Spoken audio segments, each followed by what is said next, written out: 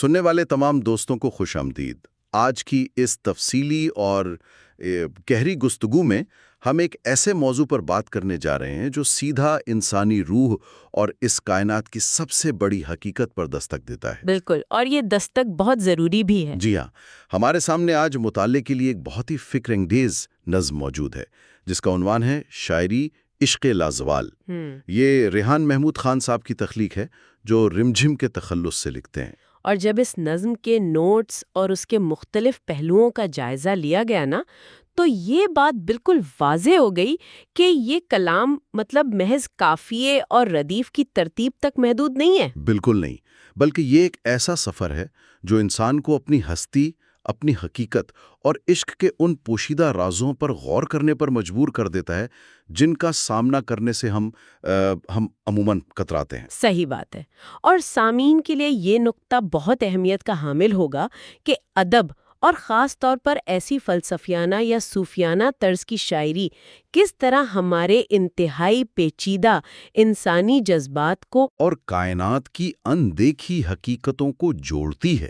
جی بالکل، کائنات کی اندیکھی حقیقتوں کے درمیان ایک پل کا کام کرتی ہے۔ اس گفتگو میں ہم محض الفاظ کے ظاہری معنی تک محدود نہیں رہیں گے، ہم اس بات کی تہہ تک جائیں گے کہ یہ استعارے ہماری اپنی زندگیوں اور حقیقت کی تلاش کے لیے کیوں اتنی اہمیت رکھتے ہیں۔ یعنی یہ کلام دراصل ایک ایسے انسان کی پکار ہے جو اپنی فانی حیثیت کا ادراک رکھتے ہوئے کسی لافانی ہستی سے ایک انتہائی گہرا اور پراسرار مکالمہ کر رہا ہے، اور اس مکالمے کا آغاز ہی ایک انتہائی طاقتور اور حیران کن تضاد سے ہوتا ہے۔ ایک پیراڈاکس سے، بالکل جی، پیراڈاکس۔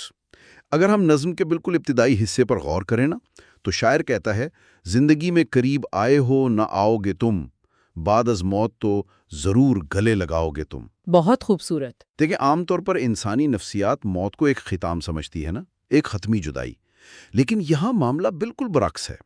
زندگی جسے ہم قربت کا ذریعہ سمجھتے ہیں، اس میں ایک دوری محسوس کی جا رہی ہے، جبکہ موت کے بعد ایک پختہ ملاقات کی امید ہے۔ یہ جو موت کے تصور کی تبدیلی ہے، یہ دراصل اس پوری روایتی سوچ کی نفی ہے جو مادیت پرستی پر کھڑی ہے۔ بالکل صحیح کہا آپ نے۔ صوفیانہ اور فلسفیانہ روایات میں دیکھیں تو موت کبھی بھی کہانی کا اختتام نہیں سمجھی گئی، بلکہ اسے وصال یعنی محبوب حقیقی سے ملنے کا ایک دروازہ تصور کیا گیا ہے۔ مطلب یہ مادی زندگی، یہ جسم، یہ دنیاوی حدود، یہ سب دراصل اس فانی انسان اور اس لافانی حقیقت کے درمیان ایک حجاب ہے، ایک پردہ ہے۔ شاعر کو یہ کامل یقین ہے کہ جب تک یہ مادی پردہ موجود ہے، مکمل اور غیر مشروط قربت ممکن ہی نہیں۔ جب یہ پردہ ہٹے گا تبھی وہ لازوال گلے ملنا ممکن ہوگا، یعنی زندگی کی موجودگی ہی دراصل وہ فاصلہ ہے جو اس ملن میں رکاوٹ ہے۔ بالکل ایسا ہی ہے۔ اسی کیفیت کو مزید گہرا کرتے ہوئے شاعر نے آگے جو استعارے استعمال کیے ہیں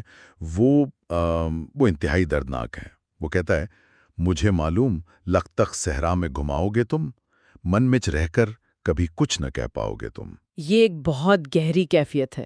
جی، لگ تک صحرا کا لفظ سنتے ہی ذہن میں ایک شدید ویرانی ابھرتی ہے، بھٹکنے کا عمل اور ایک نہ بجھنے والی پیاس کا نقشہ، اور اس کے فوراً بعد یہ کہنا کہ وہ ہستی من میں یعنی دل کے اندر آباد ہے مگر مکمل طور پر خاموش ہے، یہ عجیب سی بے بسی ہے۔ درست تجزیہ کیا آپ نے۔ یہ اندرونی خاموشی اور تنہائی کی وہ انتہائی کیفیت ہے جسے بیان کرنا عام الفاظ میں ممکن نہیں ہوتا۔ بالکل۔ یہاں انسان کو اس حتمی حقیقت کی موجودگی کا شدت سے احساس تو ہوتا ہے، اسے معلوم ہوتا ہے کہ وہ ہستی شہ رگ سے بھی قریب ہے، لیکن وہ ایک بے بسی کے عالم میں ہوتا ہے، کیونکہ وہ اس ہستی سے کلام نہیں کر سکتا، اس کا جواب نہیں سن سکتا۔ جی ہاں، یہ لگ دگ صحرا کسی بیرونی دنیا کا جغرافیائی ریگستان نہیں ہے، یہ انسان کے اپنے اندر کا وہ ویران، تنہا اور پیاسا حصہ ہے جو اس لافانی سچائی کو محسوس کرنے کے لیے تڑپ رہا ہے۔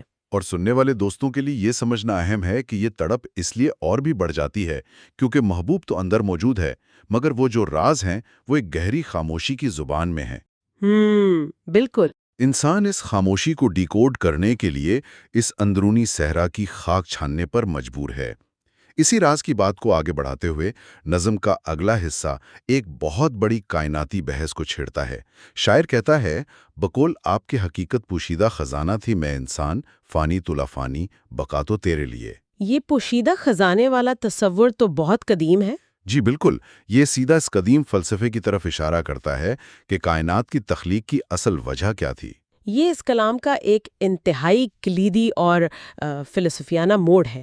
پوشیدہ خزانہ کا تصور اس معروف روایت سے جڑا ہے جس میں کہا گیا ہے کہ وہ لافانی حقیقت ایک چھپا ہوا خزانہ تھی اور اس نے چاہا کہ وہ پہچانی جائے، اس لیے اس نے کائنات کو تخلیق کیا۔ تو یہاں شاعر کا کمال یہ ہے کہ وہ اس وسیع کائناتی تصور کو انسان کی ذاتی حیثیت کے ساتھ جوڑ رہا ہے۔ جی، وہ فوراً موازنہ کرتا ہے کہ اگر وہ حقیقت ایک چھپا ہوا خزانہ ہے جسے دریافت کیا جانا ہے تو میں اس کے مقابلے میں کیا ہوں؟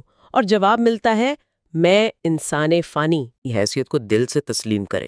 بالکل، جب تک انسان کے اندر یہ زوم ہے کہ وہ کچھ ہے، اس کی کوئی مستقل حیثیت ہے، تب تک وہ اس لافانی اور بقا والی ذات کو پا ہی نہیں سکتا۔ بقا تو تیرے لیے، یہ اس بات کا اعلان ہے کہ ہمیشگی صرف ایک ہی ذات کا خاصہ ہے۔ لیکن یہاں ایک سوال یہ بھی ابھرتا ہے کہ جب انسان اس راستے پر چلتا ہے جہاں اسے اپنی فانی حیثیت کا احساس ہوتا ہے تو کیا یہ سفر صرف روحانی سکون ہی لاتا ہے؟ نہیں، بالکل نہیں، یہ اتنا آسان نہیں ہے۔ کیونکہ نظم کے اگلے حصے میں ہمیں ایک بہت گہری جذباتی اذیت، ایک تاریک پہلو اور فریب کا ذکر ملتا ہے۔ یہ ایک بہت اہم پہلو ہے جس پر غور کرنا چاہیے۔ یہ جو لازوال عشق کا سفر ہے، یہ کوئی سیدھا اور ہموار راستہ نہیں ہے جس پر چل کر انسان بس سکون پالے۔ جی بالکل۔ یہ ایک انتہائی کٹھن اور اعصاب شکن عمل ہے۔ جب ایک انسان اس حقیقت کی تلاش میں نکلتا ہے نا، تو اسے قدم قدم پر اس مادی دنیا کے فریب اور دھوکے کا سامنا کرنا پڑتا ہے۔ اور اسی فریب کے احساس کو شاعر نے بڑی شدت سے ایک شکایت کے انداز میں بیان کیا ہے۔ وہ کہتا ہے، دھوکا نہ دو جانم رنگ بدل بدل کر، ہمیں فریب کھائے اتنے عادت سی ہو گئی ہمیں۔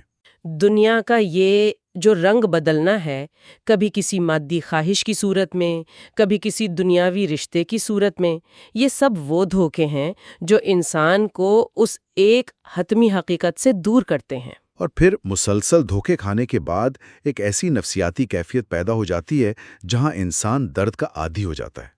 لیکن جو مصرع کے بعد آتا ہے نا، وہ تو سیدھا دل پر وار کرتا ہے۔ خار تو خار ہیں، پھولوں سے نفرت ہو گئی ہمیں۔ یہ مصرع انسانی نفسیات اور مایوسی کی ایک انتہائی گہری تصویر کشی کرتا ہے۔ دیکھیں، کانٹوں سے تو انسان فطری طور پر بچ کر چلتا ہے نا، کیونکہ ان کی تو سرشت ہی میں تکلیف دینا شامل ہے۔ لیکن پھول تو خوبصورتی کی، نزاکت کی علامت ہیں۔ جی، پھول تو نرمی کی علامت ہیں۔ جب شاعر یہ کہتا ہے کہ اسے پھولوں سے بھی نفرت ہو گئی ہے تو اس کا مطلب یہ نہیں کہ وہ محض اداس ہے۔ اس کا دراصل مطلب یہ ہے کہ دنیاوی خوبصورتی اور اس کی ظاہری کشش اب اس کے لیے اپنا اعتبار مکمل طور پہ کھو چکی ہے۔ یعنی ہر ظاہری خوبصورتی کے پیچھے اسے دنیا کا ایک نیا فریب، ایک نیا دھوکہ نظر آتا ہے۔ اور جب انسان اتنی بار اس دنیاوی کشش کے ہاتھوں چھلا جاتا ہے نا، تو پھر خوبصورت ترین چیزیں بھی اس کے لیے باعث کشش نہیں رہتی۔ بالکل، بلکہ وہ ان سے خوف زدہ ہونے لگتا ہے کہ یہ پھر کوئی نیا جال نہ ہو۔ پھولوں سے نفرت کا یہ استعارہ ظاہر کرتا ہے کہ اس نے دنیا کی ہر سطحی چیز کو مسترد کر دیا ہے۔ اور اس رد کرنے کے بعد اب باری آتی ہے اس حتمی قدم کی، اس قربانی کی، جو عشق کی سب سے بڑی ڈیمانڈ ہے۔ بالکل، جب دنیاوی فریب سے مکمل بے نیازی آ جاتی ہے نا، تبھی انسان اس مقام پر پہنچتا ہے جہاں وہ اپنا سب کچھ داؤ پہ لگانے کے لیے تیار ہوتا ہے۔ عشق کی آگ کوئی عام حرارت نہیں ہے۔ شاعر خود تسلیم کرتا ہے کہ آتش عشق ہوتی ہی ہے جلنے جلانے کے لیے۔ یہ وہ آگ ہے جو انسان کے اندر موجود ہر اس چیز کو جلا کر راکھ کر دیتی ہے جو اس لافانی حقیقت کے علاوہ ہو۔ جی، یہ آگ انسان کی انا، اس کی دنیاوی خواہشات اور اس کی خود ساختہ شناخت کو بھسم کر دیتی ہے۔ اور اس جلنے اور قربانی کے عمل کو شاعر نے انتہائی ڈرامیٹک انداز میں ایک چیلنج کے طور پر پیش کیا ہے۔ وہ کہتا ہے، ایک موقع تو دو سر قلم کر کے دکھا دیں تمہیں، جو کیا نہ کسی نے وہ کر کے دکھا دیں تمہیں۔ سر قلم کرنا یعنی اپنی ہستی کا مکمل خاتمہ کر دینا۔ جی، یہ جملہ صرف جسمانی موت کی طرف اشارہ نہیں کرتا، یہ اپنی مکمل انا کو محبوب کے قدموں میں نچھاور کر دینے کی علامت ہے۔ اور پھر اس کا نتیجہ کیا نکلتا ہے؟ شہر خاموشاں پہنچا دیا وقت سے پہلے ہمیں۔ شہر خاموشاں یعنی قبرستان۔ وقت سے پہلے شہر خاموشاں پہنچ جانے کا استعارہ اس بات کی طرف اشارہ کرتا ہے کہ عاشق جسمانی طور پر تو شاید زندہ ہو، لیکن اس کے اندر کا دنیاوی شور مکمل طور پر مر چکا ہے۔ وہ دنیا والوں کے لیے اب کسی کام کا نہیں رہا۔ جی بالکل، کیونکہ اس نے جیتے جی اپنی انا اور اپنی خواہشات کو دفن کر دیا ہے۔ وہ اس مادی دنیا کے ہجوم میں رہتے ہوئے بھی دراصل ایک خاموش بستی کا باسی بن چکا ہے۔ یہ وہ موت سے پہلے مر جانے کی صوفیانہ کیفیت ہے، اور اس قربانی کو دیکھیں کوئی چھپاتا نہیں ہے، بلکہ اسے ایک اعزاز سمجھا جاتا ہے۔ اسی حوالے سے نظم کا ایک مصرع جو تکنیکی اعتبار سے بہت کمال کا ہے، وہ یہ ہے: سر زینت تشت از بام ہے، فخر سے سجا ہوا، انمٹ نقوش چھوڑے ہیں عشق پانے کے لیے۔ بہت خوبصورت۔ یہاں شاعر نے ایک محاورہ تشت از بام ہونا بڑی خوبصورتی سے استعمال کیا ہے۔ تشت از بام ہونے کا مطلب ہے کسی راز کا فاش ہو جانا، سب کے سامنے عیاں ہو جانا۔ یعنی عشق میں جو قربانی دی گئی ہے وہ کوئی چھپا ہوا عمل نہیں ہے، وہ پوری دنیا کے سامنے ایک کھلی حقیقت بن چکا ہے۔ میں اتفاق کرتی ہوں، یہ ایک انتہائی شاندار نکتہ ہے۔ سچا عشق کبھی چھپایا نہیں جا سکتا، اور سب سے اہم بات یہ ہے کہ کٹا ہوا سر فخر سے سجا ہوا ہے۔ اس میں کوئی پچھتاوا نہیں ہے۔ بالکل، کوئی شرمندگی یا کوئی دکھ نہیں ہے۔ یہ فنا ہو جانے کا عمل ایک کمزوری نہیں، بلکہ یہ تو اس عاشق کی سب سے بڑی فتح ہے۔ یہ کٹا ہوا سر ایک تمغہ ہے کہ اس نے فانی وجود کی قیمت ادا کر کے لافانی حقیقت کو پا لیا ہے۔ اور یہی وہ قربانیاں ہیں جو وقت کے سینے پر انمٹ نقوش چھوڑ جاتی ہیں۔ لیکن اس سب کے باوجود یہ سفر رکتا نہیں ہے۔ اس تمام قربانی کے بعد ہم نظم کے اس اختتامی حصے کی طرف آتے ہیں، جہاں شاعر اپنی اس تمام تر بے قراری کا حتمی مقصد بیان کرتا ہے۔ وہ کہتا ہے: بھٹک رہا ہوں در در کریا کریا، تمہارے لیے راہ انجان میں حق کو پہچان جانے کے لیے۔ یہ در در اور کریا کریا بھٹکنا اس مسلسل روحانی سفر کی علامت ہے، اور یہ انجان راہیں دراصل انسان کے اپنے اندر کے وہ نامعلوم گوشے ہیں جنہیں دریافت کرنا ابھی باقی ہے۔ اور یہ ساری تلاش کس لیے ہے؟ صرف ایک مقصد کے لیے، حق کو پہچاننے کے لیے۔ یعنی وہ مطلق سچائی جو ہر فریب اور ہر تبدیلی سے پاک ہے۔ اور اس حق کو پہچاننے کا عمل صرف کوئی ذہنی یا عقلی عمل نہیں ہے۔ شاعر واضح کرتا ہے: پہچان تو رہا ہوں تیرا ہی ہو جانے کے لیے۔ یہ لائن اس پوری نظم کا نچوڑ ہے۔ بالکل۔ حق کو پہچاننے کا مطلب دور سے کھڑے ہو کر کسی حقیقت کو تسلیم کر لینا نہیں ہے، بلکہ سچی پہچان یہ ہے کہ آپ اپنا وجود کھو کر اسی کا حصہ بن جائیں۔ جب تک آپ اسی کے نہیں ہو جاتے، پہچان مکمل نہیں ہوتی۔ میری نظر میں یہ علم سے آگے کا درجہ ہے، جسے وجودی تبدیلی یا ایگزسٹینشل ٹرانسفارمیشن کہا جا سکتا ہے۔ آپ اس حقیقت کو محض جان نہیں سکتے، آپ کو وہ حقیقت بننا پڑتا ہے، اور اس عمل میں آپ کا اپنا وہ سارا وجود، وہ ساری انا ختم ہو جاتی ہے جس کا ذکر ہم نے گفتگو کے آغاز میں کیا تھا۔ جی بالکل، جیسے قطرہ جب سمندر کو پہچانتا ہے تو اس کی پہچان کا واحد طریقہ یہ ہوتا ہے کہ وہ خود کو سمندر میں گرا دے۔ بالکل صحیح مثال دی آپ نے۔ اس کے بعد قطرے کی اپنی کوئی شناخت نہیں رہتی، وہ سمندر ہی ہو جاتا ہے۔ یہی وہ لازوال عشق ہے جس کی طرف نظم کا عنوان اشارہ کر رہا ہے۔ سننے والے دوستوں کے لیے اگر ہم آج کی اس پوری گفتگو کو سمیٹنے کی کوشش کریں تو ریحان محمود خان صاحب کی یہ نظم محض الفاظ یا تشبیہات کا مجموعہ نہیں ہے۔ یہ ہم میں سے ہر اس انسان کی داخلی کشمکش کی داستان ہے جو اس سطحی مادی دنیا سے آگے کچھ بامعنی ڈھونڈنے کی جستجو میں ہے۔ جی ہاں، یہ ایک فانی انسان کی لافانی حقیقت کو پانے کی طویل اور جذباتی جدوجہد ہے۔